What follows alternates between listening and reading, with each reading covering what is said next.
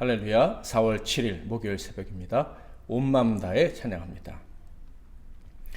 주님과 함께하는 이 고요한 시간, 주님의 보좌 앞에 내 마음을 쏟네. 모든 것 아시는 주님께 감출 것 없네. 내 마음과 정성 다해 주 바라나이다.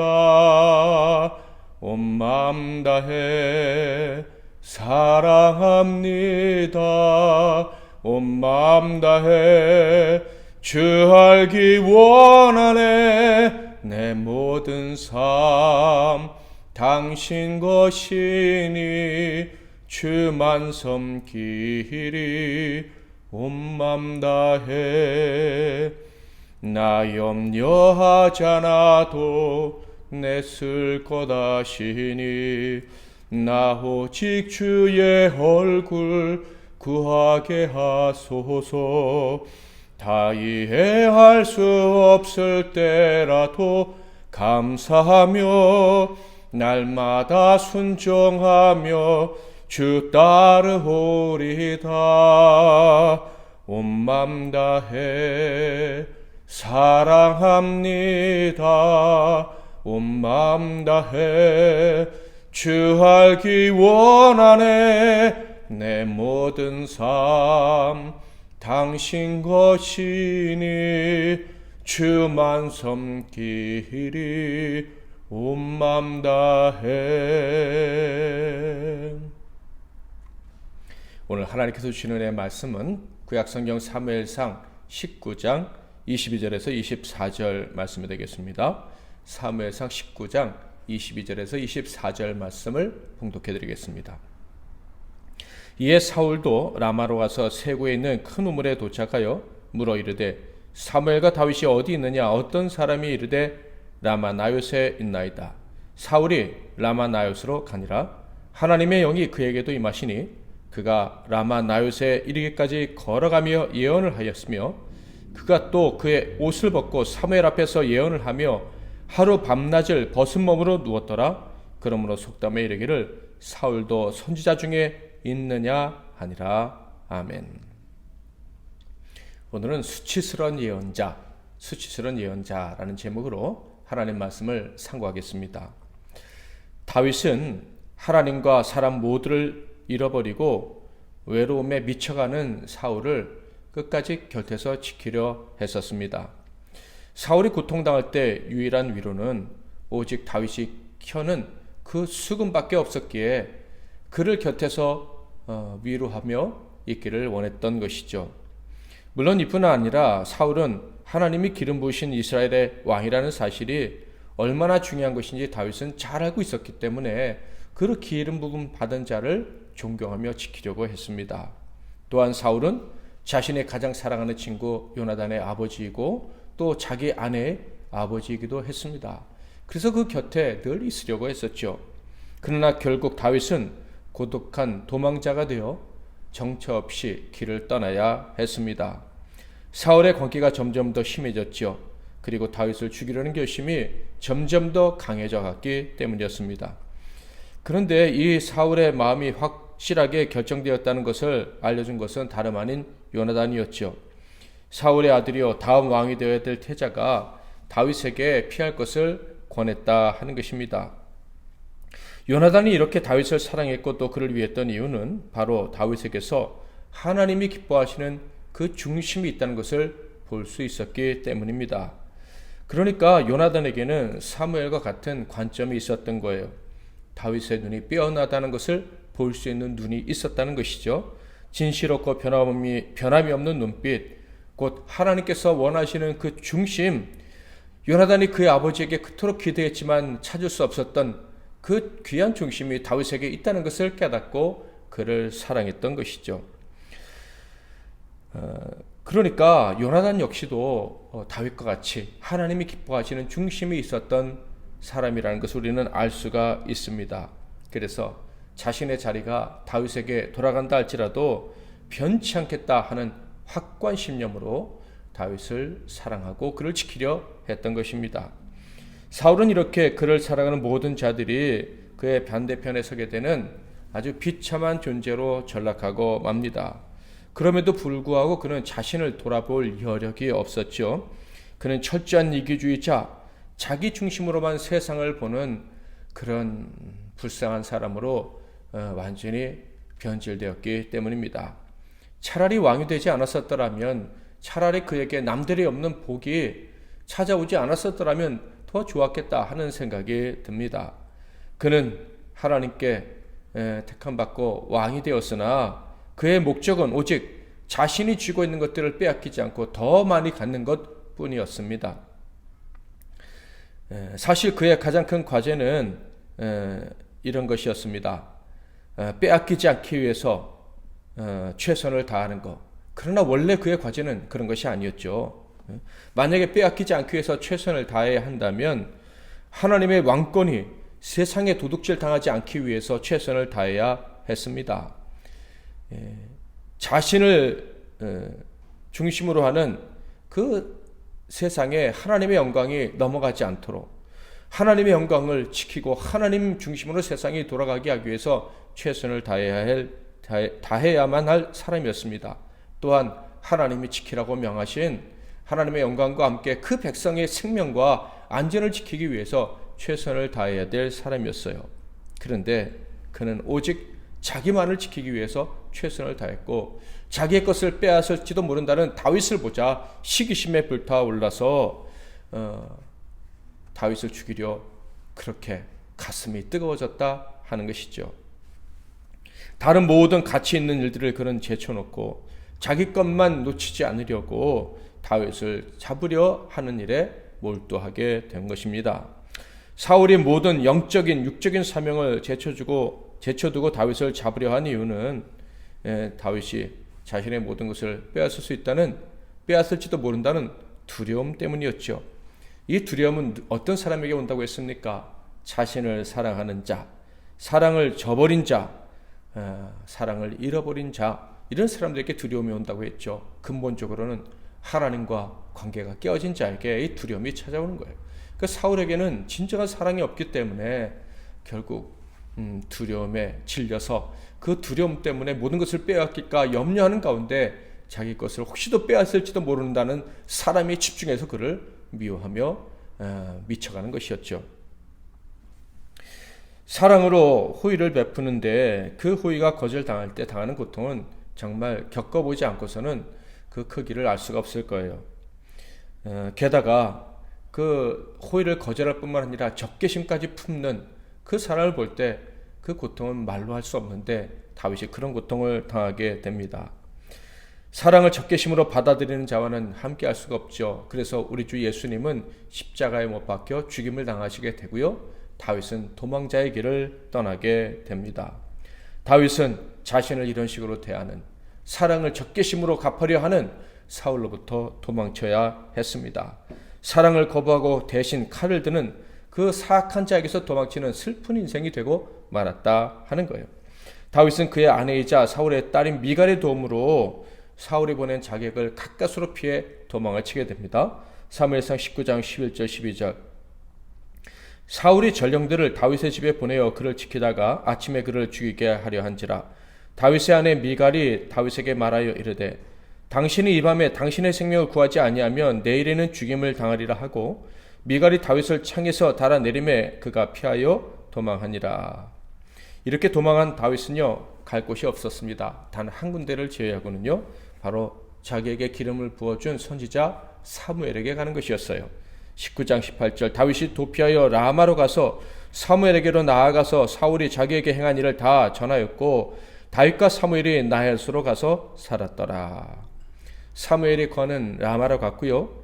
사무엘은 그를 거두어 주어서 함께 나요시라는 곳에 가서 살게 됩니다. 그런데 이 소식은 결국 사울의 귀에 들어가고 말았죠. 그러자 당연히 사울은 그의 군사를 나요스로 보내서 다윗을 체포하려 했습니다. 다윗이 하나님의 사람인 사무엘과 함께 있다는 것을 있다는 사실은 사울에게는 사실 무서운 일입니다. 하나님의 사람이 다윗을 정죄하지 않고, 그러니까 그를 죄 있다 하지 않고 받아준 것이기 때문에 만약에 사울이 그를 해한다면, 그를 체포한다면 하나님과 하나님의 사람을 적으로 놓는 꼴이 되는 거예요. 그러니 무서운 일이죠. 사울이 하나님과 하나님의 사람을 조금이라도 두려워했다면 결코 그를 잡으려고 시도를 하지 않았을 것입니다. 그러나 그는 사무엘에게서 다윗을 잡아오려는 계획을 실행하고 말았죠. 그러니까 그는 더 이상 하나님을 두려워하는 자가 아니었던 거예요. 심지어 그는 하나님과 그 하나님의 종 때문에 자신이 힘들어졌다는 그런 망나니 같은 생각을 하고 있었던 것입니다. 그렇게 군사들이 다윗을 잡기 위해 나요스에 왔을 때 어떤 일이 벌어졌죠? 19장 20절. 사울이 다윗을 잡으러 전령들을 보냈더니 그들이 선지자 무리가 예언하는 것과 사무엘이 그들의 수령으로 선 것을 볼 때 하나님의 영이 사울의 전령들에게 임함에 그들도 예언을 한지라. 놀랍게도 사무엘이 훈련시키는 선지자들이 하나님의 영에 감동되어서 예언할 때 그 전령들도 예언을 따라하게 된 것입니다. 물론 이 전령들의 예언은, 이 체포조들의 예언은 선지자들의 예언과는 차원이 다른 것이죠.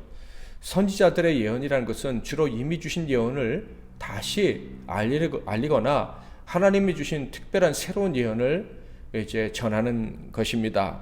그러나 이 전령들의 예언이라는 것은 그 신비한 분위기 속에서 황홀경에 빠져서 자기도 모르는 소리를 하는 거예요. 자기도 모르게 신령한 노래, 신령한 말을 하게 되는 것을 말합니다. 그러니 전령들은요, 사울의 명을 수행할 수 없었겠죠. 강력한 영적 분위기에 압도되어서 사명을 감당하려는 생각은커녕 두려워서 떨었을 것입니다. 이 사실 역시도 사울에게 알려지게 되죠. 그런데 사울이 어떻게 했습니까? 전령들을 반복해서 파송합니다. 굽히지 않고 하나님과 하나님의 사람을 대적했다 하는 것이죠. 21절. 어떤 사람이 그것을 사울에게 알림해 사울이 다른 전령들을 보냈더니 그들도 예언을 했으므로 사울이 세 번째 다시 전령들을 보냈더니 그들도 예언을 한지라. 놀라운 점은 바로 이 점입니다. 사울은 하나님을 아는 사람이고 하나님의 능력을 경험한 사람이라고 우리는 알고 있습니다.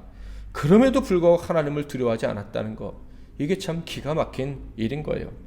하나님을 두려워하기는커녕 하나님의 능력이 나타났다는 소식에도 하나님을 대적하기를 주저하지 않고 계속해서 하나님의 사람을 공격하고 하나님의 사람 다윗을 잡으려 했습니다. 당연히 하나님을 알고 하나님의 능력을 경험한 사람이라면요, 하나님이 막으시는 것 같다는 생각이 들 때는 두려워하고 겸손히 하나님의 뜻을 물어야 합니다. 하나님이 길을 막으신다면, 증거를 보이신다면 당연히 멈춰서서 하나님 앞에 회개하거나 하나님의 뜻을 물어야 하는 거예요. 그리고 하나님 뜻대로 살겠습니다 라고 겸손히 고백할 수 있어야 하는 거예요. 그런데 놀랍게도 사울에게는 전혀 그런 마음이 없었다라는 거예요. 우리는 이 점에 놀라야 합니다. 그런데 사실 가만 생각해 보면 놀랍지도 않습니다. 그것이 안타까운 거예요. 왜 그러느냐? 오늘날에도 그리스도인이라 불리는 너무나도 많은 사람들이 하나님을 경험했음에도 불구하고 이 사울과 같은 행태를 보이는 경우가 너무 많기 때문이죠. 자신이 손해볼 것과 홀로 남아 외로운 자가 될 것을 두려워합니다. 그래서 이 사람 저 사람 찾아다니고 사람들을 내 편으로 만들려고, 내 영역을 넓히려고, 내가 더 많은 정보를 가지고 더 많은 인기를 누리고 더 많은 권력을 잡으려고 발버둥은 칩니다. 그런데요, 그런 일을 하나님의 교회에서 하나님의 영광을 위해서 한다고 하면서도 정작 하나님은 두려워하지 않는 거예요. 오늘날에도 여전히 이런 모습을 보인다는 것이 너무나도 안타까워서 우리는 정말 열심히 이 마지막 때 하나님의 구원을 바라며 불쌍히 여기심을 바라며 기도를 해야 하는 거예요. 사울은 하나님을 두려워하지 않았을 뿐만 아니라 아예 정면으로 대적하기로 작정을 했습니다. 그래서 직접 군사들을 이끌고 나요새 사무엘과 다윗에게로 달려갔죠. 그런데 바로 그곳에서 그 역시 예언하는 일을 경험하고 맙니다. 그런데 발가벗고 예언을 했죠. 그래서 격언도 속담도 생겼다고 하죠. 사울도 선지자 중에 있느냐, 사울도 예언을 했다는 것 때문에 사울도 선지자냐, 이런 속담. 아마 어떤 사람이 말도 되지 않는 행동을 할 때 사울도 선지자냐라고 하면서 비웃는 데 사용되지 않았을까라는 생각이 듭니다. 19장 23절 24절 사울이 라마나요스로 가니라 하나님의 영이 그에게도 임하시니 그가 라마나요스에 이르기까지 걸어가며 예언을 하였으며 그가 또 그의 옷을 벗고 사무엘 앞에서 예언을 하며 하루 밤낮을 벗은 몸으로 누웠더라. 그러므로 속담에 이르기를 사울도 선지자 중에 있느냐 하니라. 어떤 성도는요 이 장면을 보면서 사울이 예언을 했다는데 집중하고 싶을지도 모르겠습니다. 오늘날에도 이런 기적 신비를 체험하는데 온 마음을 다 쏟는 사람들이 너무나도 많아요. 그러나 사울의 예언은 예언이 아니라 그랬죠. 하나님 앞에서 아무것도 아닌 존재라는 게 들통이 났을 뿐인 사건인 거예요. 그는 예언을 했기 때문에 권능자로 인정받은 게 아닙니다. 예언을 통해서요 권능을 인정받은 게 아니라 수치라는 두터운 외투를 한 겹 더 껴입게 된 것뿐입니다. 그리고 벌거벗고 누웠다는 표현에서 알 수 있듯이 그는 이미 입고 있던 권능의 옷까지 다 벗어버리게 된 것이죠. 그러므로 맹목적인 권능을 체험하는 것과 그것을 사모하는 것은요 아주 무의미한 것이고 불행한 일의 전주곡이 될 수도 있다는 것을 알아야 됩니다. 그런 것들은요 신자의 영광이 아니에요. 가짜로 드러나는 증거일 수가 있는 거예요. 지워지지 않는 수치도 될 수 있다라는 것이죠. 그러므로 신자가 추구해야 될 것은 무엇입니까? 그런 신비, 그런 영광이 아니라 다윗처럼 도망자가 된다 할지라도 예수님처럼 십자가를 지게 된다 할지라도 중심을 잃지 않는 거예요. 곧 하나님을 사랑하려는 마음, 하나님을 사랑하기에 하나님이 사랑하시는 이웃도 사랑하고 그 사랑하는 마음이 변치 않으려는 열정, 어떤 값을 치르더라도 끝까지 사랑하겠다는 마음, 그것이 필요한 거예요. 수치스러운 예언자가 될 것을 꿈꾸는 것이 아니라 고난받는 섬김의 종이 되기를 꿈꾸는 것이 바로 참된 신자들에게 중요한 가치다라는 것입니다. 그것이 바로 저와 여러분이 이 마지막 때에 가야 될 길입니다. 오늘 하루도 하나님의 영광을 위해 사시는 저와 여러분 되시기 바랍니다. 하나님께 어떤 증거를 구하기 전에 내가 어떻게 하나님을 더 사랑할 수 있을까? 하나님을 더 기쁘시게 해드릴 수 있을까? 내가 내 주변, 내 이웃들을 어떻게 더 사랑할 수 있을까? 그것을 생각하면서 기도하며 하루를 살아가는 저와 여러분이 되시기를 주님의 이름으로 축복합니다. 기도하겠습니다. 하나님 아버지, 우리의 영광은 사람들에게 보이는 권능에 있는 것이 아니라 주를 위해 십자가 지고 주를 위해 고난받는 것이며 어떠한 일이 있어도 하나님을 향한 중심이 변하지 않는 것임을 우리는 분명히 인정합니다. 오늘도 하나님 사랑하는 그 마음으로 하루를 살아갈 수 있도록 하나님 도와주시고 하나님을 사랑하기에 이웃을 사랑하고 천국 복음을 증거하며 나 자신의 이익보다 더 가치 있는 것들을 추구하며 살아가는 우리 모두가 되게 하옵소서. 오늘도 우리의 갈 길을 가르쳐 주시기를 바라며 우리의 중심이 하나님께 인정받을 수 있도록 도와주시기를 사모하며 우리 주 예수 그리스도의 이름으로 기도하옵나이다. 아멘.